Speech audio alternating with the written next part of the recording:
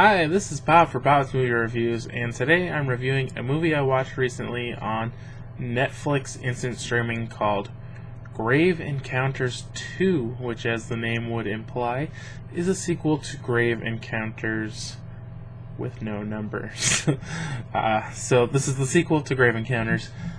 This is a horror movie, 95 minutes long. I had never heard of this or seen it or anything. I don't know, the cover picture kind of looks familiar, but I'm not sure if I had seen maybe the cover before or not. One thing I'm kind of surprised about is that I really didn't enjoy this movie more. It kind of feels like I should have, but maybe there were a few problems along the way. This movie's about a group of film students who are in college to be filmmakers. You know, there's your director and your photographer and your sound person, and they're all working on a movie together. But at the same time, the main character, can't remember what his name is. I'm so terrible with names, but let's see if I can find it. But his plan is to make this movie.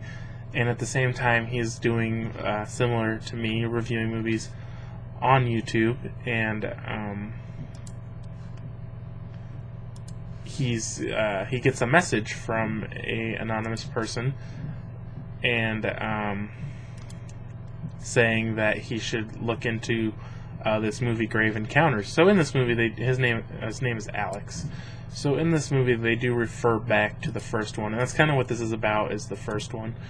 And so he starts believing that while the first one is a found footage movie of a paranormal investigation team investigating this mental institution, and they all basically get killed or something happens to them while they're there, and he starts believing that, well, this was real. You know, it's kind of like when the Blair Witch Project came out and people were like, well, is this movie real or not?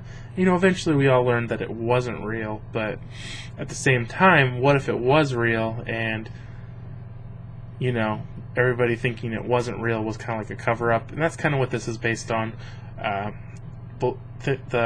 belief that the first one was real and it's just a cover-up that it's not real. And so they decide to go there, basically, and investigate, and while they're there, things go terribly wrong.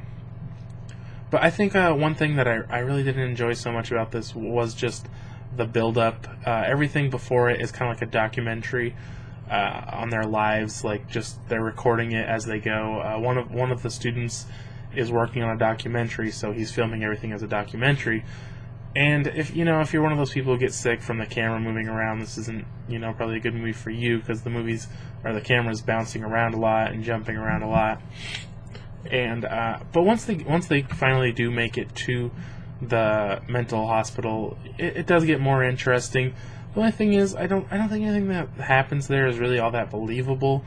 And it's kind of like they're like, oh no, there's the ghost girl or whatever, and then they run away, and then they're just like walking around for a long time, and nothing's really happening. I mean, if you think that they're really there, the spirits are really after them, you would think it would be a little more active, and then a long time passes and nothing happens, and so it kind of, to me, it got a little boring in that way, and that it just didn't seem that believable. There wasn't enough pacing. I think it should have been a little more fast-paced.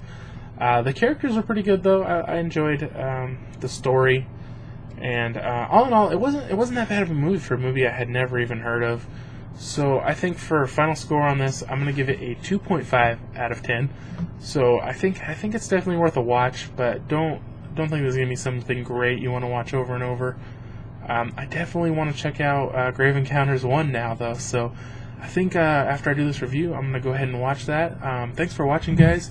If you enjoyed this, give it a thumbs up, and as always, if you've seen this movie, I would love to hear your thoughts. See you next time.